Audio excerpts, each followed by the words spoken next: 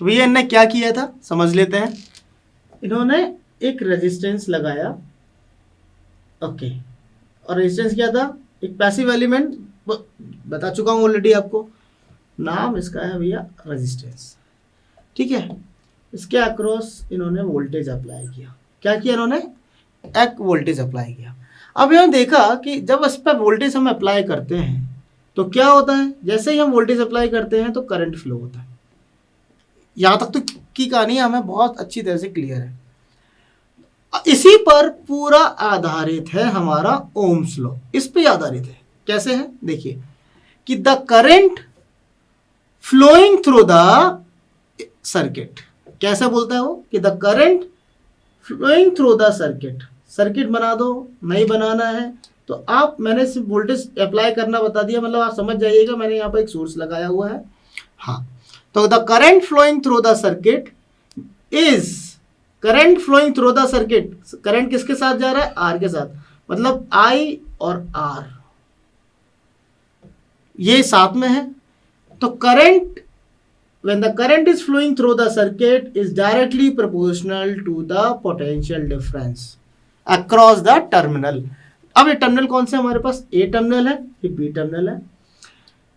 उसने बोला कि हमारे पास जो करंट है, when the voltage applied to the circuit, a current flowing in the circuit is directly proportional to the voltage। मतलब ये है Ohm's law, this is the Ohm's law. V equal proportional to I और I proportional to V। when all physical, temperature, pressure, these are the quantity of physical quantities are constant, it means when the current flowing through the circuit is directly proportional to the voltage or potential difference when other physical quantities are constant, right? So this is the Ohm's law। Ohm's law हमेशा याद रखेंगे, V is proportional to I, और physical parameter यदि लेके आएंगे तो ये क्या होता है, V equal to I R, है ना। तो क्या होता है ओम्स लॉ, ओम्स लॉ कौन थे, चलिए एक बार रिवीजन करते हैं। ओम्स लॉ का नाम क्या था, ओम्स का नाम क्या था, हाँ क्या नाम था, जॉर्ज सिमन ओम, याद रखिएगा बिल्कुल सही, जॉर्ज सिमन ओम। कौन थे भाई, ये थे जर्मन मैथमेटिशियन।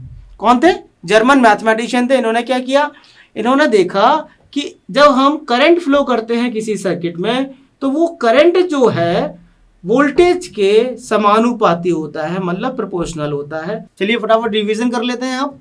ओम्स लॉ, ओम का पूरा नाम पता है, बिल्कुल पता है, क्या नाम है, जॉर्ज सिमन ओम। जॉर्ज सिमन ओम कौन थे, जर्मन मैथमेटिशियन थे। क्या किया था इन्होंने, जैसे ही इन्होंने current, when the current is flowing through the circuit, उन्होंने बोला करंट जैसे ही सर्किट में फ्लो होता है तो वोल्टेज के समानुपाती होता है। कब होता है, जब other quantities, resistance like temperature, pressure, this quantities are constant, इनको कांस्टेंट कर दें तो इसके प्रोपोर्शनल होता है, राइट। लेकिन यदि हम एक उसको और भी बोल सकते हैं कि इसके समानुपाती होता है या फिर प्रोपोर्शनल होता है, डायरेक्टली प्रोपोर्शनल होता है, और current is inversely proportional to the resistance, right, ऐसा भी हम बोल सकते हैं। ठीक है, तो हमारा ओम्स लॉ समझ में आ गया। अब कभी भी कोई बच्चा ये गलती नहीं करेगा कि V always proportional to the current, लेकिन जब भी ये बोलेगा तब ये जरूर बोलेगा when other quantities, physical quantities are constant. यदि जब ये बोल देंगे इसका मतलब है आपने टेम्परेचर को भी कांस्टेंट कर रहा है, प्रेशर को भी कांस्टेंट रख रखा है, तो ये हमारा हो जाता है ओम्स लॉ। चलिए अब हम आगे पढ़ते हैं।